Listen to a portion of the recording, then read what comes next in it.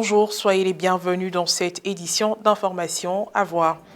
Diocèse de Grand-Bassam, la célébration diocésaine de la Journée internationale des droits de la femme a eu lieu le dimanche 10 mars dernier à Brobacro. Ce moment de réflexion, de prière et de joie a aussi été marqué par l'exhortation de son Excellence Monseigneur Raymond Awa à achever les travaux de construction de la cathédrale Saint-Esprit de Mokéville.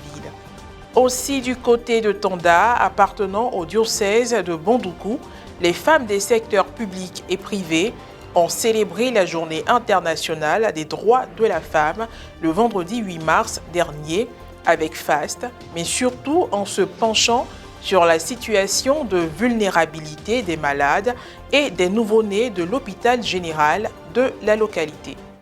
Après la session de formation dénommée Philippe qui s'est déroulée du 8 au 10 mars dernier, la communauté des serviteurs du Christ vivant a organisé le mercredi 13 mars la session de formation Emmaüs. C'était au Sérap dans la commune de Cocody. Pour rappel, la communauté a pour vocation principale d'évangéliser. Elle a été créée par le révérend père Émilien Tardif en union avec Evaristo Guzman et Maria Amanteros Maya, tous deux des laïcs. Les détails de notre prochaine édition d'information. Tout autre sujet à présent. Le dimanche 10 mars dernier, son Excellence Monseigneur Raymond Awa, évêque du diocèse de Grand-Bassam, a participé à la journée organisée par le binôme AFC-AFEC à la Maison du clergé diocésain à Brobacro. Événement au cours duquel il a saisi l'occasion pour exhorter les fidèles à s'engager davantage pour l'achèvement des travaux de construction de la cathédrale Saint-Esprit de Mokéville. Un reportage de Pierre Richemont commenté par Guiroche Yao. En 1995, alors qu'il était évêque du diocèse de Grand-Bassam, Monseigneur Paul Dacoury-Tablé avait pour projet de construction une cathédrale sur le site de la paroisse Saint-Esprit de Mokéville en hommage aux premiers missionnaires. À son arrivée à la tête du diocèse en 2010, son successeur, Monseigneur Raymond Awa, a trouvé un diocèse bien structuré qui sait ce qu'il veut et qui a des fondations solides. Il n'a donc pas hésité à poursuivre le projet de construction de la cathédrale en mobilisant les fidèles à travers diverses opérations. Dans ce contexte, le thème choisi pour cette nouvelle année pastorale 2023-2024 est « Dans la joie et l'unité, marchons ensemble pour l'achèvement de notre cathédrale ». Le dimanche 10 mars dernier, lors de la journée diocésaine de la femme, l'ordinaire du lieu a saisi l'occasion pour interpeller ses diocésains sur un aspect très capital de ce projet commun. Pour ce qui concerne la cathédrale, nous sommes à un tournant terrible et terrible. Et je voudrais que chacun de nous comprenne les enjeux de ce tournant. Nous sommes sur le point de gagner ou de perdre minimum 800 millions. 800 millions. Il s'agit de quoi? Nous avons fait les démarches des années entières et nous avons eu l'exonération, c'est-à-dire qu'on ne paye pas les TVA de façon spéciale. Les impôts nous ont accordé ça à cause de la valeur de l'édifice religieux. Mais ça, c'est accordé dans un temps précis. Nous avons dépassé ce temps et ça a été renouvelé. Nous sommes à la dernière phase. Il n'y aura plus de renouvellement. Donc, dès que l'échéance arrive, si on ne renouvelle pas, on doit dépenser 800 millions pour faire face à l'exonération qui nous a été accordée. Alors, si on avance très bien dans les travaux de la cathédrale, là, on sait qu'on a avancé. Et il ne nous reste pas beaucoup d'efforts, beaucoup de dépenses. Parce que c'est sur tout ce qu'on achète, tout ce qu'on investit, qu'il faut payer les taxes. Donc, s'il nous reste très peu de choses à faire, les taxes seront très peu. Mais s'il nous reste encore beaucoup, il y aura beaucoup de taxes à payer. Il faudrait que les prêtres comprennent cela. Il faudrait que les prêtres comprennent cela. Il faudrait que les prêtres comprennent cela. Il y en va de la survie de la cathédrale, mais de tout le diocèse. Parce que tant que la cathédrale n'est pas finie, c'est comme dit le proverbe. Tant que les pieds marchent, les bras vont balancer. Il n'y a pas d'autre solution, il n'y a pas un plan B. Mes chers pères, portez ma voix aux autres. Je m'adresse aujourd'hui aux femmes pour une raison spéciale et elles le savent. Je demande d'imiter la Grande Royale qui vous invite à ouvrir la marche pour l'avenir de ce qui se passe devant nous, de ce qui doit arriver, de la cathédrale. Je vous confie cette mission. Ouvrir la marche.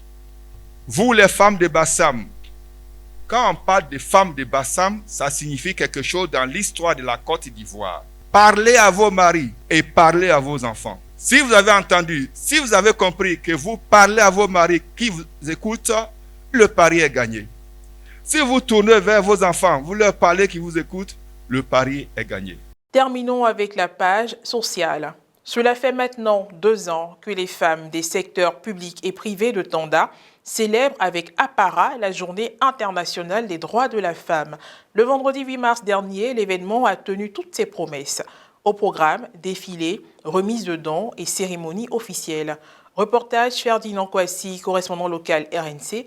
Commentaire Marie Abissier. Tanda, localité de l'est de la Côte d'Ivoire, située à 50 km de la ville de Bondoukou. Le vendredi 8 mars dernier, les femmes exerçant dans les secteurs publics et privés ne sont pas restées en marge de la célébration de la Journée internationale des droits de la femme. Étant à la 2e édition de cette commémoration dans la localité, les femmes l'ont marquée par une parade dans la ville.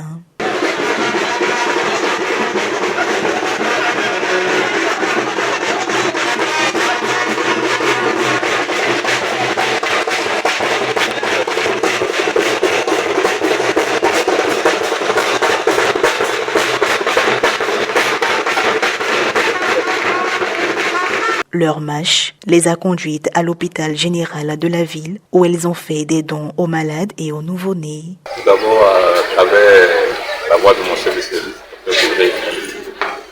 pas encore présent, nous tenons à dire extrêmement merci à Madame la secrétaire générale de la préfecture, Madame le sous-préfet, pour leur geste et toutes les femmes du Tanda, leur geste à l'endroit de nos patients.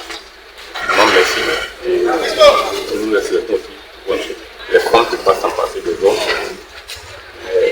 La fête des femmes, c'est aussi la fête des hommes. Vous le savez, c'est une fête qui est toute ensemble. Donc, c'est la fête de tout le monde. C'est la fête des hommes. Nous les accompagnons. Nous les hommes, nous les accompagnons dans cette fête. Et nous serons tous à leur côté. Le clou a été la cérémonie officielle qui a débuté à 12h sur l'esplanade de la préfecture de Tanda en présence de plusieurs autorités. Au programme, des allocutions.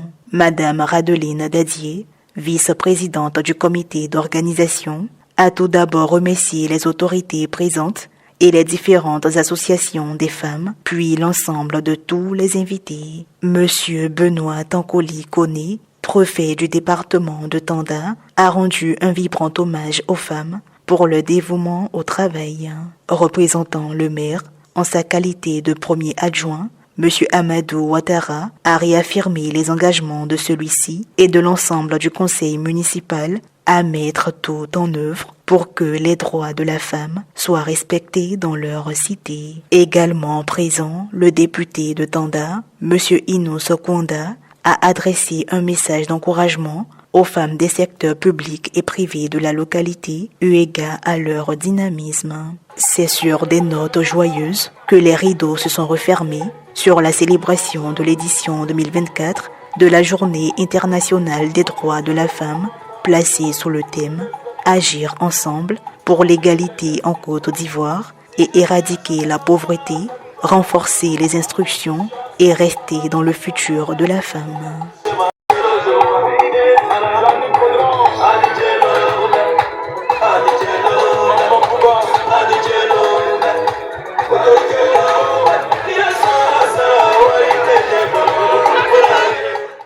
Point final à cette édition d'information. Merci de l'avoir suivi, que je veille sur nous. À très bientôt.